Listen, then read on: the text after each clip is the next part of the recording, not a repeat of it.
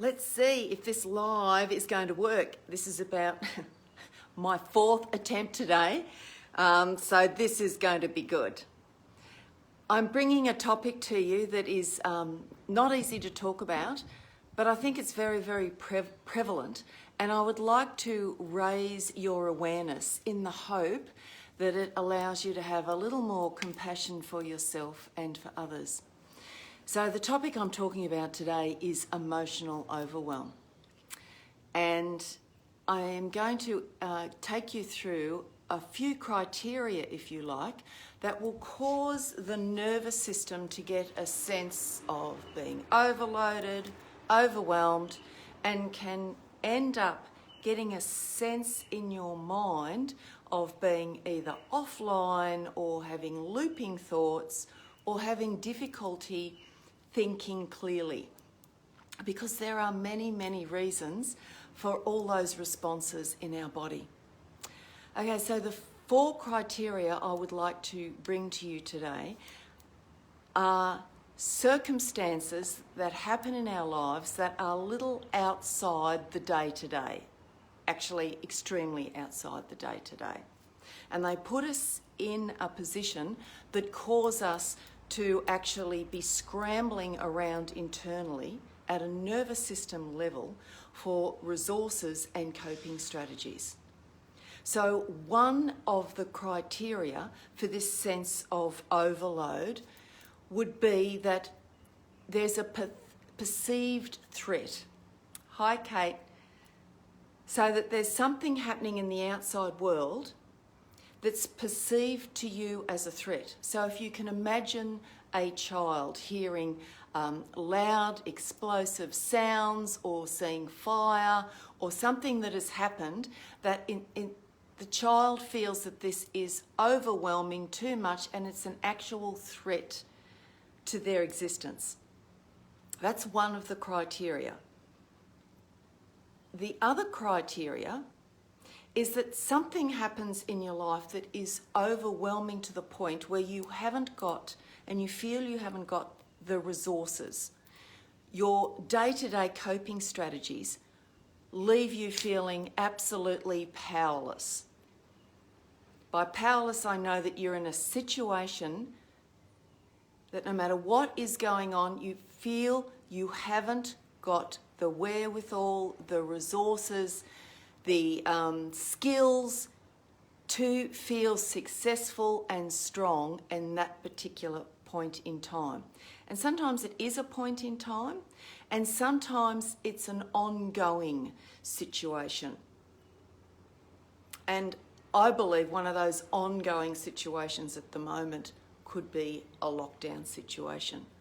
Having been in lockdown myself, in quarantine, only for a short time, others have done so much longer with a child, I've actually got some experience, as so many of you have, what it feels like to be in a situation where you just have not got the resources and you're feeling absolutely powerless. And in my mind, it feels like that you're hitting your head against a brick wall.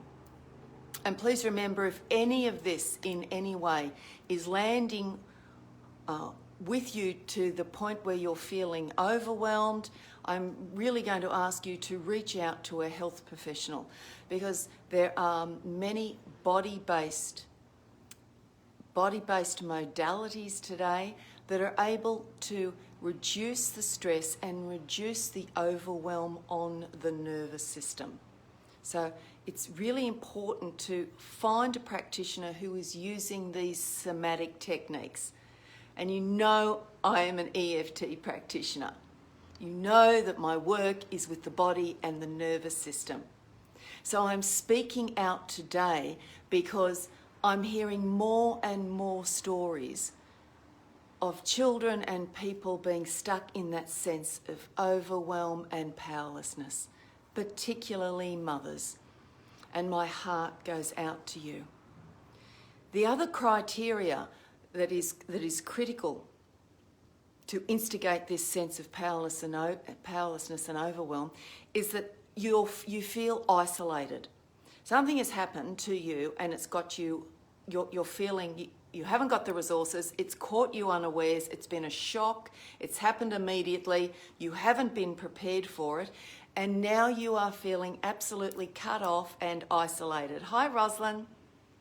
Cut off and isolated from others, and it's that sense of being alone. I believe that as a society that we, and individually, we have had this overwhelming sense of feeling alone for some time now. It's not new.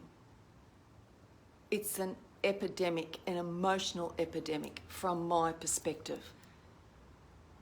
The other aspect that is critical in this, that can cause this overwhelm, is the aspect of violation. You did not expect this to happen.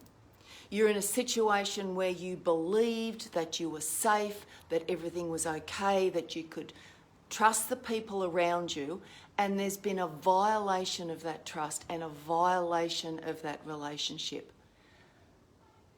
This particularly happens, well, I'm not going to say particularly, this can happen to anybody at any age, where there's such a breakdown in the relationship to the point where you feel that you have been violated. So these 4 aspects, these critical aspects that I've gone through, at the moment, many of us have been experiencing these, and if we do, some of the results of that are going to be overwhelm. Your brain starts spinning, you get into a mental fog, you have an impact on your sleep, your ability to communicate. There's a sense within that there's a sense of loneliness and powerlessness, and you haven't got the strategies or the resources to know what to do next.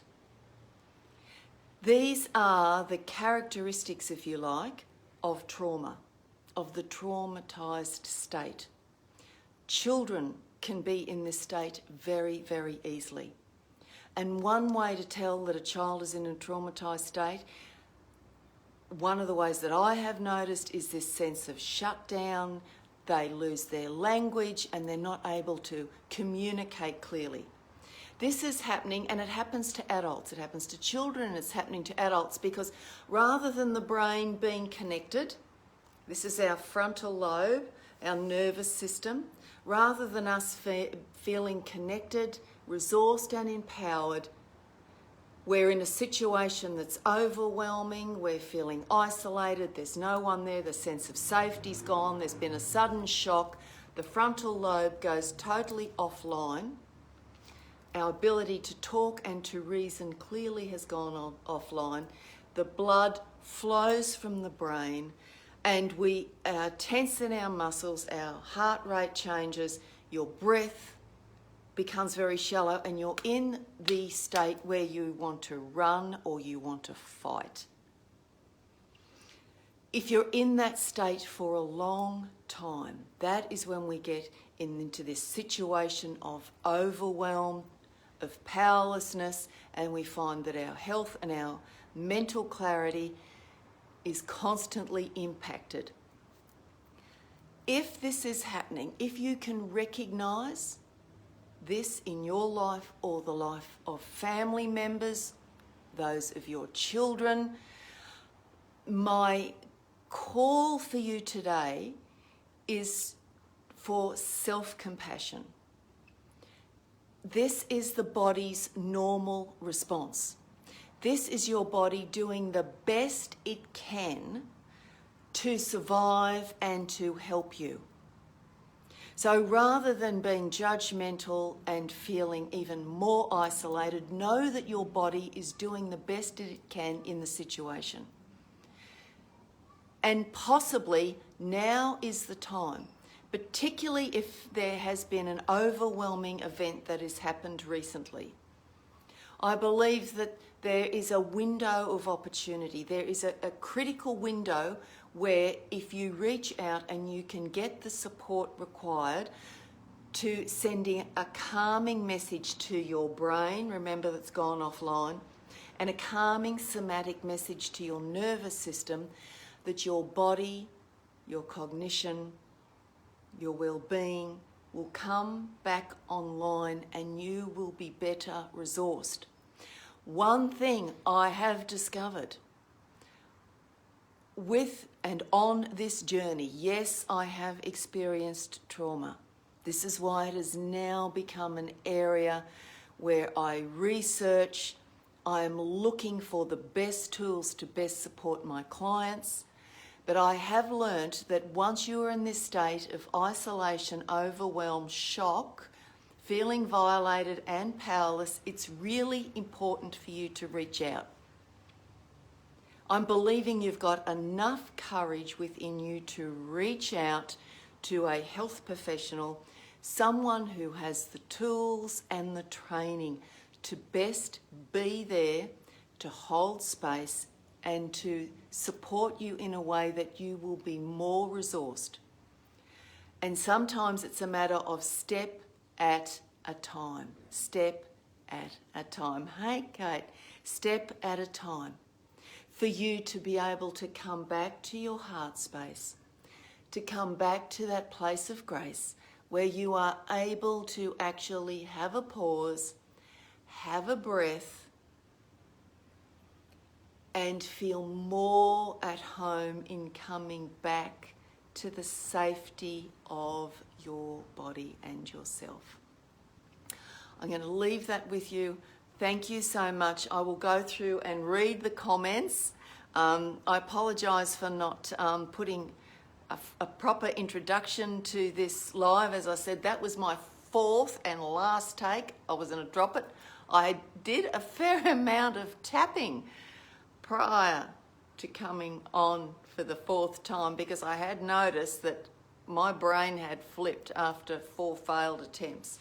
However, we're here. I thank you for your time and believing that today you're going to make some steps in terms of how to better care for yourself, to be more self-compassionate for yourself and for those around you, particularly at this time.